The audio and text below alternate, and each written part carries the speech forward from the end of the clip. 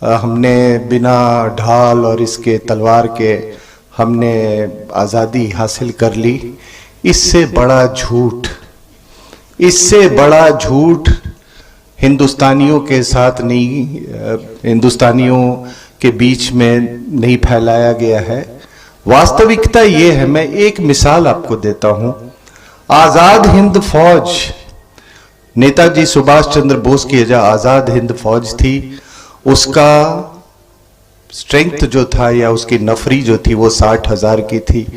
आपको हैरानी होगी सुन के कि उस 60,000 लोगों में 26,000 लोग मारे गए थे। आज से कोई 2-3 साल पहले JNK में जो भी हो रहा था उसके बारे में अंदाज़ा लोगों को था, लेकिन इतनी गहराई से और एक बिल्कुल एक एजेंडा कंट्री का बन जाए ऐसी बात नहीं थी। तो इसका श्रेय बहुत हद तक आपको मीडिया को देना होगा, स्पेशली टेलीविज़न मीडिया को। तो ये अब घर घर में ये बात पहुंच गई है और लोग स्टेक होल्डर्स की बात करते हैं। कई इंटरलोक्यूटर्स के टीम तैयार हुए पिछले 2 दशक में और स्टेक होल्डर्स की बात होती थी। तो मेरा ये कहना है कि जिस तरीके से एक JNK में रहने वाला एक व्यक्ति, एक सिटीजन, जिस तरह से ये आगरा उसका है, उसी तरह हर आगरा वासी और यहाँ सारे बैठे हुए लोगों का जम्मू एंड कश्मीर है। वो भी उतना ही उसका स्टेक होल्डर है। ये केवल हुर्रियत और फरूक अब्दुल्ला और ये मुफ्ती, ये केवल स्टेक होल्डर्स नहीं है। स्टेक होल्डर्स हम और आप हैं, क्योंकि जम्मू एंड कश्मीर हमारा एक अभिन्न हिस्सा है।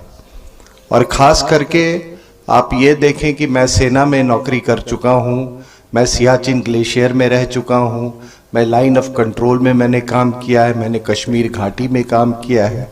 तो हमारे लोगों ने बड़ा मेहनत से काम किया है, हमने बहुत खून बहाया है। तो आखिर जम्मू एंड कश्मीर मेरा नहीं है तो और किसका है, आप बताओ। लेकिन ये शुरुआत में वो कुछ कविताएं सुनाए रहे थे, तो उन्होंने एक बात कही कि हमने बिना ढाल और इसके तलवार के हमने आज़ादी हासिल कर ली। इससे बड़ा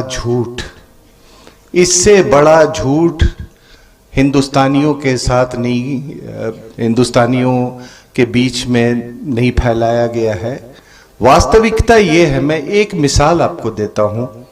आज़ाद हिंद फौज, नेताजी सुभाष चंद्र बोस की जो आज़ाद हिंद फौज थी, उसका स्ट्रेंथ जो था या उसकी नफरी जो थी वो 60,000 की थी। आपको हैरानी होगी सुन के कि उस 60,000 लोगों में 26,000 लोग मारे गए थे। अगर आप पूरी लड़ाइयां ले ले जो हम अभी तक 48-47 से लेके अभी तक हमने लड़ी हैं, तो उतने लोग हमारे नहीं मारे गए हैं। 26,000 लोग मारे गए हैं। तो ये कौन कहता है कि हमने बिना खून बहाए आज़ादी दी थी? ये मैं थोड़ा टॉपिक से हट के मैंने सोचा ये आपको बताना बहुत ज़रूरी है। लोग कहते हैं भारत छोड़ो आंदोलन, आपको वास्तविकता मालूम है भारत छोड़ो आंदोलन की? 8 अगस्त 1942 को भारत छोड़ो आंदोलन डिक्लेयर किया गया और उसी दिन जितने शीर्ष के नेता थे हिंदुस्तान के, वो सारे के सारे उसी दिन जेल में चले गए और तब तक नहीं निकले जब तक कि वर्ल्ड वॉर खत्म नहीं हो गया 1945 तक। तो आप समझ से, इसीलिए वो पीटर आउट कर गया वो भारत छोड़ो आंदोलन। लेकिन एक व्यक्ति वो पूरे उस दौरान में भारत के फ्रीडम के लिए वो स्ट्रगल कर रहा था और उसने आजादी की लड़ाई को एक नई ऊंचाई पे पहुंचा दिया था। उसका नाम था सुभाष चंद्र बोस। और आप उस आदमी की बहादुरी देखो कि जब सबमरीन वॉरफेयर बिल्कुल पीक पे था, उस समय वो जर्मनी से जापान सबमरीन एक पनडुब्बी में बैठ के वो आए और केप ऑफ गुड होप के आसपास में उनका ट्रांसफर हुआ जर्मन टू जापानीज सबमरीन में। और उस समय सी कंडीशंस इतनी तूफानी थी कि वो जो कैप्टन था वो जर्मनी का, वो बोला कि आप मत जाइए, आप मत जाइए आप, और वो नॉन स्विमर थे। उन्होंने कहा कि आप मत जाइए सबमरीन में, बहुत बड़ा हादसा हो सकता है। उन्होंने कहा कि captain, I have not come all this way to go back. तो उस आदमी ने एक सेना तैयार की, उस आदमी ने हिंदुस्तान का झंडा हिंदुस्तान की धरती पर फहराया, अपना करेंसी जारी किया, अपना पोस्टेज जारी किया, अपना गवर्नमेंट अपना डाक टिकट जारी किया, एक गवर्नमेंट इन एग्जाइल बनाया। सुभाष चंद्र बोस में एक और बहुत बड़ी बात थी कि वो जवाहरलाल नेहरू की तरह वो क्या कहते हैं, वो सिल्वर स्पून लेके पैदा नहीं हुए थे। वो उन्होंने अपने मेरिट पे इंडियन सिविल सर्विस की एग्जाम पास की और यहां जो आए तो अपने केवल इंटेलेक्ट के कारण वो बिल्कुल नेहरू के इक्विवेलेंस में आ गए थे। और वो एक ऐसा आदमी था जिसे कोई ओहदा नहीं चाहिए था। वो भारत की संस्कृति की लड़ाई लड़ा था और हर आदमी जो निस्वार्थ काम करता है वही पूजनीय होता है। हमारे देश के कुछ ऐसे हालात रहे हैं कि हमें हमेशा से ही गलत बताया गया, गलत पढ़ाया गया और ऐसा सब कुछ राजनीतिक रोटियां सेकने के लिए किया गया। क्योंकि अगर वह हमें ऐसा नहीं बताते तो हम कभी उनका सम्मान नहीं करते और ना ही कभी वो सरकार में आते और ऐसे कानूनों को बनाते जो अल्पसंख्यक लोगों के लिए ही हैं। उन्होंने हिंदुओं के लिए कुछ सोचा ही नहीं था।